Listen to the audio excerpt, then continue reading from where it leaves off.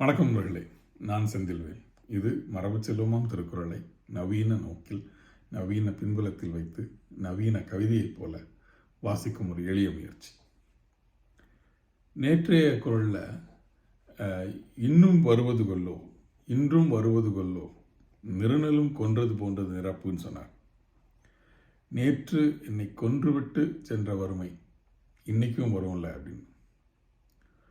ஒரு ஒரு ஒரு வறியவனுடைய ஒரு நாளை, வறுமையின் உச்சத்தில் இருக்கக்கூடிய, வறுமையின் துயரங்களுடைய உச்சத்தில் இருக்கக்கூடிய ஒருவனுடைய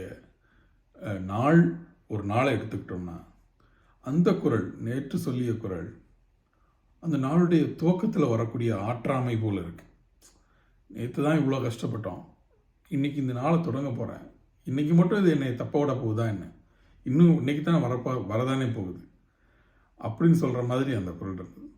இன்றைக்கி நம்ம பார்க்க போகிற குறள் அவனுடைய துயிலுக்கு முந்தைய கடைசி தாட்டு மாதிரி தோணுச்சு.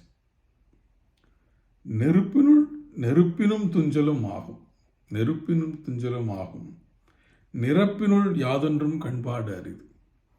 நெருப்பினுள் துஞ்சலும் ஆகும், நிரப்பினுள் யாதொன்றும் கண்பாடு அரிது. இரவு நெருங்கிருச்சு, வறியவனுடைய நாள் முடிஞ்சிருச்சு, ஒரு நெருப்பில் கூட போய் படுத்து தூங்கிடலாம். ஆனால் இந்த பசியோடையும் இன்செக்யூரிட்டியோடையும் இந்த இரவை, மீதி இரவை எப்படி நான் எப்படி கண் தூங்குவது, கண்பாடு அரிது, கண் படுப்பது எப்படி? அந்த அவனுடைய ஒரு நாளுடைய இறுதியில் அவனுக்கு தங்கி இருக்கக்கூடிய ஒரு ஒரு ஆற்றாமை போல இந்த குறள் ஒலிக்குது. நெருப்பினுள் துஞ்சலும் ஆகும். நெருப்புக்குள்ள கூட போய் ஒருத்தர் எப்படி அது மரணத்தை விட கொடுதினார். நெருப்புக்குள் தீழ்வது என்பது ஒவ்வொரு கணமும் பற்றி எரிவது இல்லையா? நெருப்புக்குள் கூட கொண்டு போய் ஒருவன் தூங்கிவிட முடியும். ஆனால் இந்த வறுமையுடன் எப்படி தூங்குவது, இந்த பசியுடன், இந்த நாளை என்ன ஆகுமோங்கிற ஒரு பயத்துடன், அந்த அந்த இன்செக்யூரிட்டியோடு எப்படி தூங்குவது? இந்த குறள் படிக்கும் பொழுது எனக்கு ஒரு இது ஞாபகம் வந்தது. எதுனா, இன்னைக்கு அமெரிக்காவுடைய வைஸ் பிரசிடெண்ட்டாக இருக்கக்கூடிய ஜேடி வான்ஸ், அவருடைய இளமை கால வாழ்க்கை பற்றி ஒரு புத்தகம் இருக்குது, ஹில்பில்லி யூலஜி அப்படின்னு சொல்லிட்டு. அவர் ஒஹாயோவில் வாழ்ந்த, ஒஹாயோடைய புறங்களில் வாழ்ந்த சிறிய கிராமங்கள், அமெரிக்காவுடைய சிறிய கிராமங்களில் அவருடைய தந்தை அவங்க ரொம்ப சின்ன வயசுலேயே விட்டு போயிடுறாரு. தாயார் ஒரு பெரிய ட்ரக் அடிக்ட்.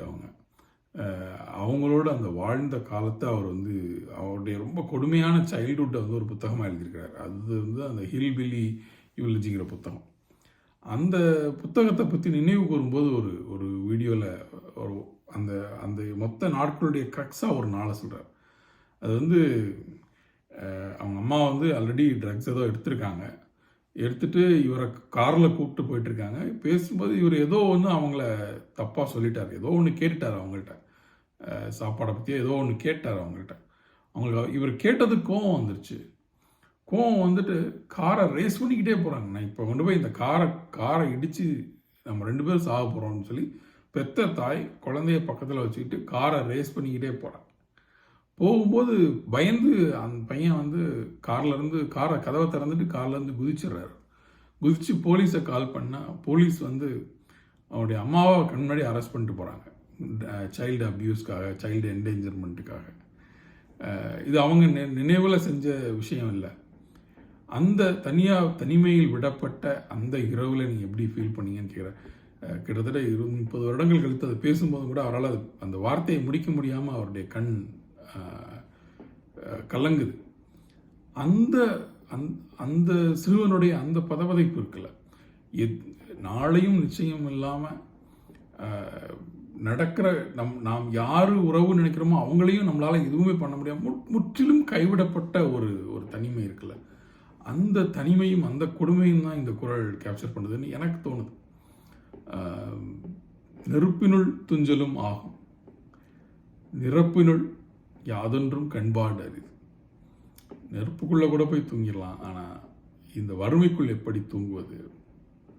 சிந்திக்க வேண்டிய குரல் நண்பர்களே. சிந்திக்கலாம், மீண்டும் நாளை சிந்திக்கலாம். நன்றி.